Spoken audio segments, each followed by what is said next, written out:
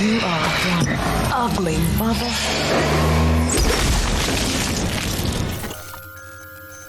The creeping darkness of space. A haunting jungle with unknown evil lurking just beyond your sight. The shrieking death rattle of space marines. Where's the boat?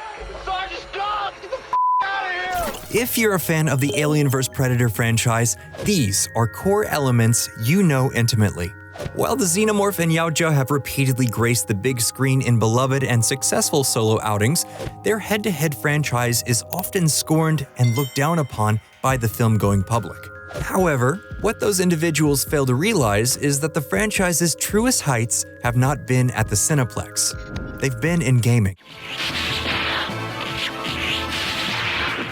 While AVP first started life as a comic book, the brainchild of Dark Horse Comics employee and writer Randy Stradley, the series would eventually be brought to the big screen in two less-than-stellar theatrical outings, Alien vs. Predator and Aliens vs. Predator Requiem. Despite Alien and Predator making various appearances through the 80s and early 90s on home consoles, the first true AVP game appeared in 1993. The beat-em-up game developed by Jododan and published by Activision was received well enough upon release. You play as a predator advancing through stages killing xenomorphs.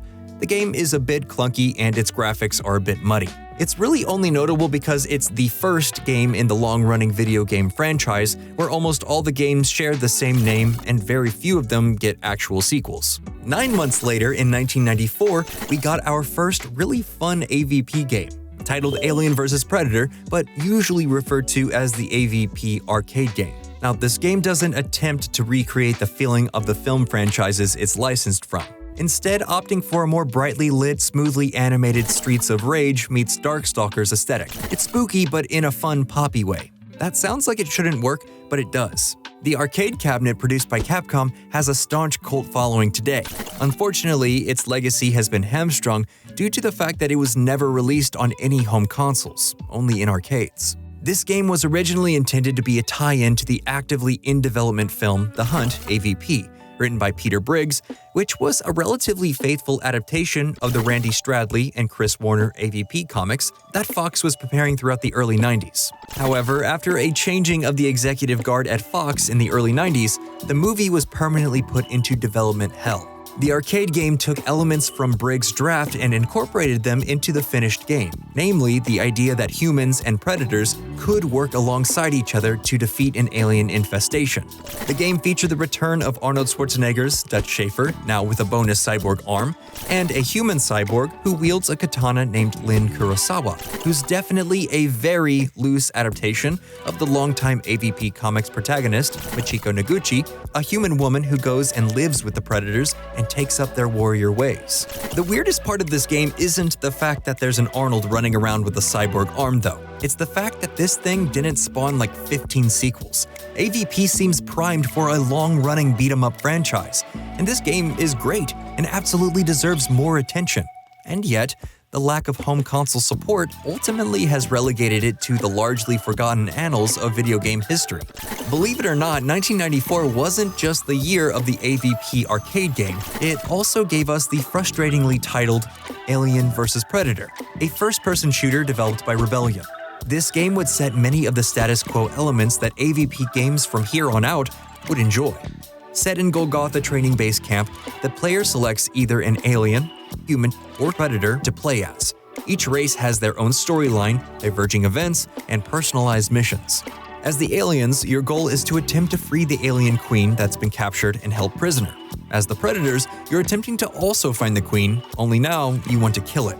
And as the human space marine, Lieutenant Lewis, you're attempting to enact the base's self-destruct mode, killing the two warring species of extraterrestrials. Riding high off the recent FPS inventions blazed by Wolfenstein 3D and Doom, AVP seems like just a Doom clone on the surface.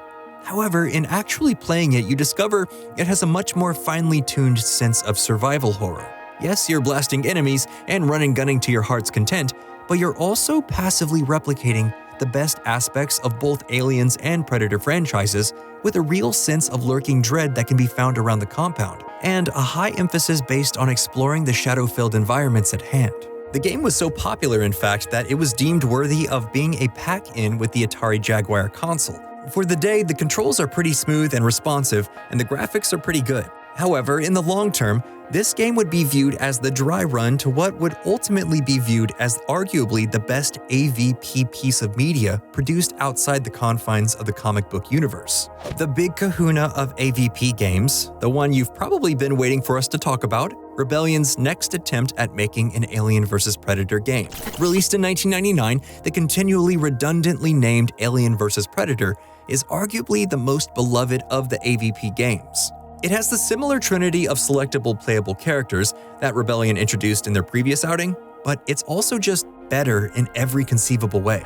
When you play as the alien, you move at double time, killing enemies with slashing hand strikes. As the Predator, you're constantly hiding with invisibility, using your plasma caster to destroy enemy combatants in a single hit, and using thermal vision to forego the darkness that shrouds everything. The thing that this AVP game understands that none of the movies do is that the appeal of both these franchises is the horror. This game features actually scary moments. You're constantly exploring catacombs and bulkheads that are dark and draped in shadow. Yes, of course you're here for the fighting, but too much of a good thing can be a problem. Everything the first Rebellion AVP game was trying and sort of succeeding at, this game demolishes and sets a new, much higher bar for. If the AVP movies had captured one iota of the atmosphere, suspense, and tension of this game, we'd be making a very different video right now. But Paul W.S. Anderson, master of cheese, and the Strauss brothers, who apparently can't color correct to save their lives, just don't have the skills.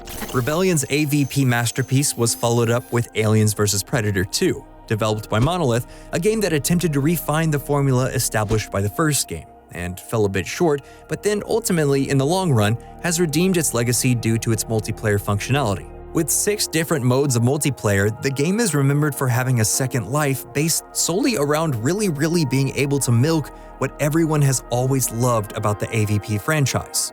The idea of these aliens duking it out. From Survivor to Team Deathmatch to Hunt and various others, these perfectly constructed themed multiplayer modes were meant to maximize the banging action figures together joy of a concept as brilliantly stupid and elegantly simple as this alien versus that alien. In 2010, Rebellion was brought back into the fold for the frustratingly titled Third Time's the Charm game christened, wait for it, Aliens vs. Predator. While the graphics are a step up from what previously existed in the franchise, Rebellion's third time at bat did not have any of the formal invention of either of the first 2 tries, or the exciting multiplayer from the Monolith outing. It's exactly what you think it is. It's an Alien vs. Predator game. There's the usual players, the usual functionality, but none of the joy and spark of greatness that Rebellion introduced into the franchise previously. This time out, the game features continuity and elements from the AVP movies, which is kind of fun. However, it misses so much of what made the previous versions of the games so great. Specifically, the focus jumping mechanic just sucks. That's right, Rebellion's big new formal reinvention this time around basically boils down to, predators are always in trees, we should do that more in the games, right? Thus, focus jumping, where the Yautja leaps from tree to tree stalking his prey. Not exactly thrilling gameplay. Regrettably, this is the last game with the Alien and Predator headlining together, and probably the last AVP anything now that Disney owns the property. Let's just call it how it is. AVP could have been a fantastic, if a bit straightforward, film franchise, if the powers that be had focused on adapting the franchises with the respect and reverence that these 2 horror movie villains deserve, but they didn't. They hired journeyman directors to do subpar work, and because of that, what arguably could have been the greatest monster movie franchise ever is now openly mocked by most movie fans. The core element that the game gets right over the movies is that, like Godzilla movies, or most monster movies in general, the humans and the plot are the least important parts of the stories. Most people are there for the fights between monsters, and the video game medium does away with all the elements that are frustration about the AVP films.